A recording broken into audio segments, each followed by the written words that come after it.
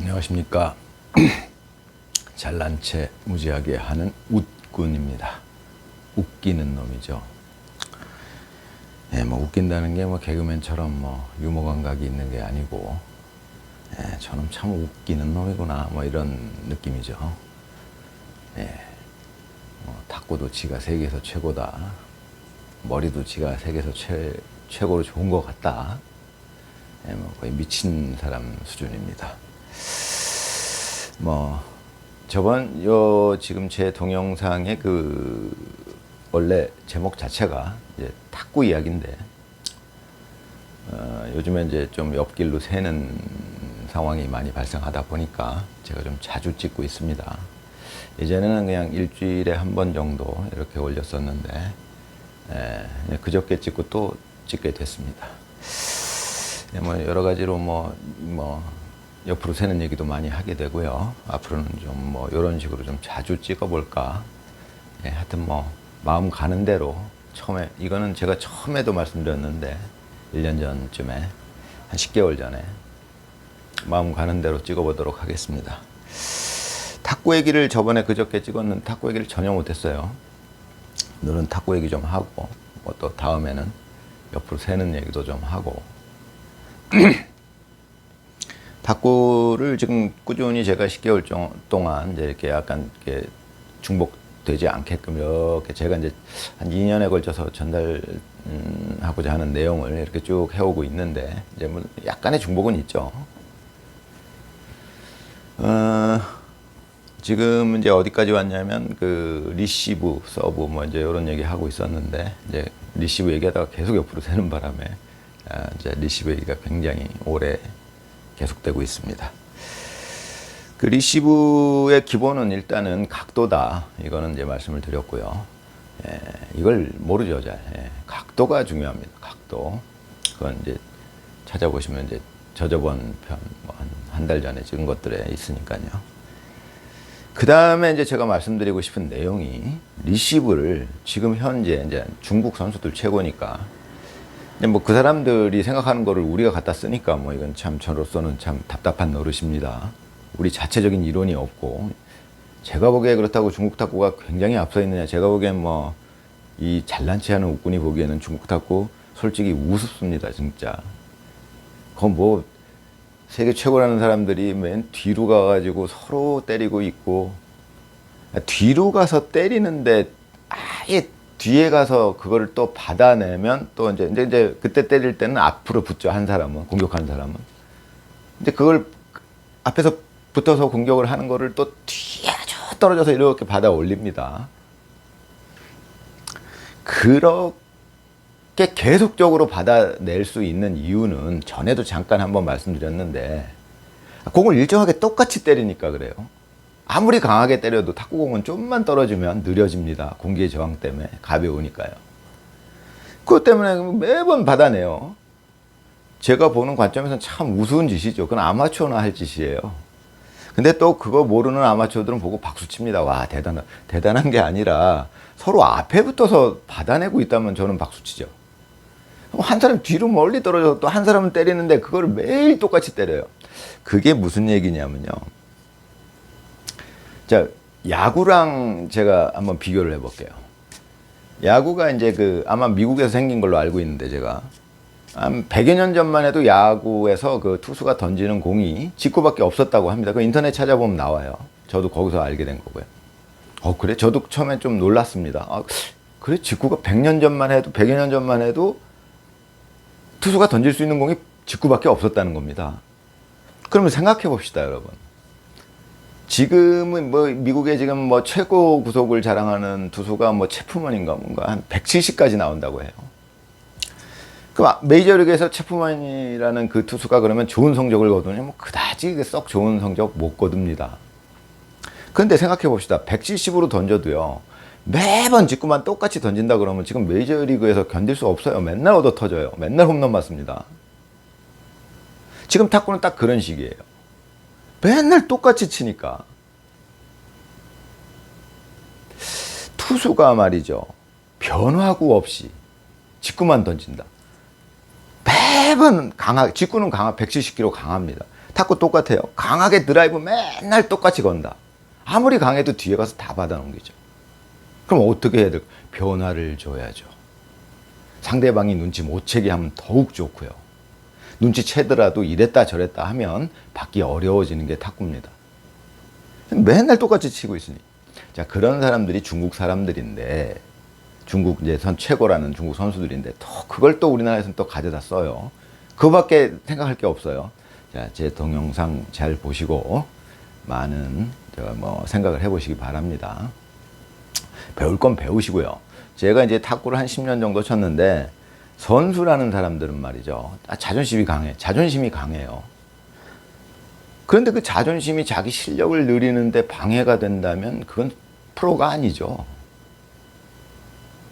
예, 선수쯤 프로쯤 됐으면 자존심은 버리는 게 아니고 초월하는 겁니다. 배울 걸 배워야죠. 내가 그래도 선수, 아니 그러니까 아마추어는 쥐잡듯이 잡아요. 우리나라 프로 선수들이. 왜? 자기들은 세계 무대에서는 인정 못 받으니까 아마추어한테라도 인정을 받아야 된다는 겁니까? 뭡니까? 제가 보기엔 참 한심한 얘기예요. 아마추어한테는 질 수도 있죠.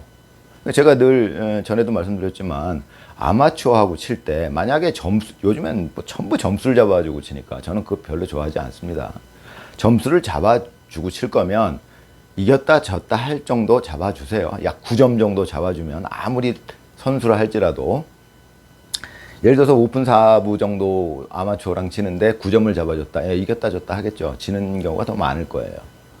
그래서 한 8점 정도 잡아주면 이겼다 졌다 할까요? 그러겠죠. 그런데 그걸 6점 잡아준다. 그럼 맨날 이기죠, 프로가. 네, 그런 거는 좋지 않고요. 그 프로로서 자존심을 살린다는 것은 그렇게 살리는 것이 아니고, 제가 말씀드린 대로 아마추어랑 칠 때 실력 차이가 많이 나잖아요. 사실 프로랑 아마추어는 아마추어 일부라 하더라도 차이가 많이 납니다. 아시잖아요. 그러니까 오픈 일부라 하더라도, 아마추어 오픈 일부라 하더라도 프로 선수쯤 되면 실력 차이가 상당히 납니다. 그러면 예를 들어서 프로 선수가 오픈 약 5부 정도랑 친다. 그럼 실력 차이가 어마어마하죠. 하늘과 땅이에요. 그러면 제가 제안을 드리죠. 저는 그런 방식으로 연습을 했어요. 공격을 접어주세요. 공격을 하지 말고 오픈 5부랑 치는 아마추어랑 칠 때, 그 다음에 뒤로 1m 이상 떨어지지 마세요.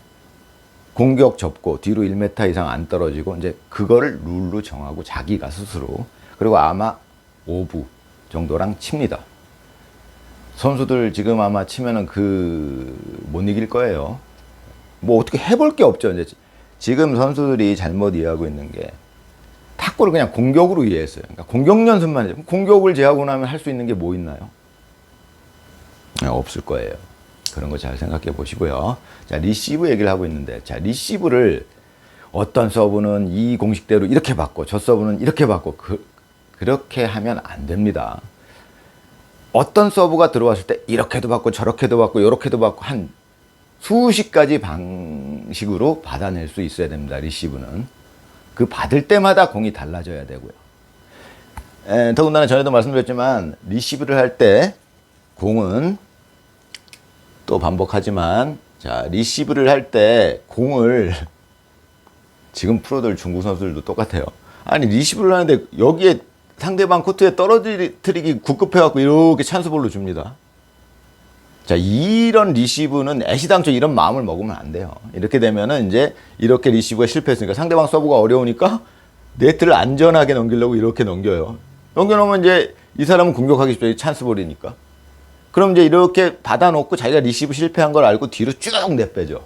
그럼 아까 말씀드린 그 현상이 나오죠. 한 사람은 때리고 여기 붙어서 때리고, 이 사람은 뒤에 가서 받아넘기는데, 이 사람이 항상 똑같은 방식으로 때리니까 이 사람 뒤에서 계속 한 10번이고 20번이고 받다가 간혹 이 사람이 이겨요. 이게 웃기는 짓이죠, 제가 보기엔.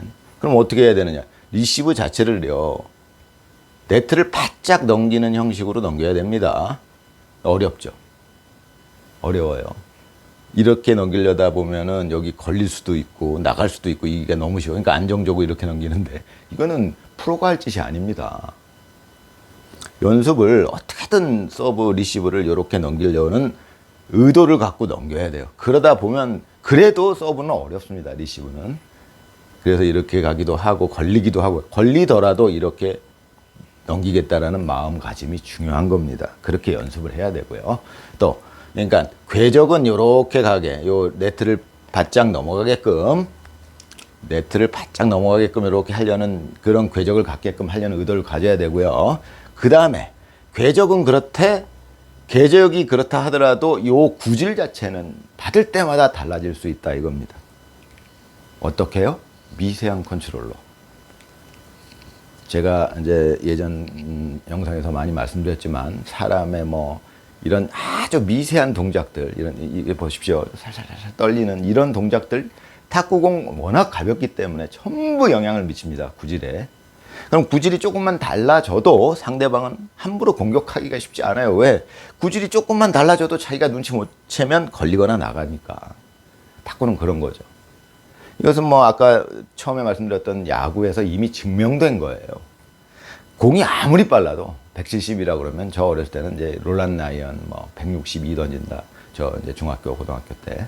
야, 뭐 우리나라 선수들 그때 148 던지면 야, 구속 진짜 엄청나다. 이런 얘기 나올 때예요.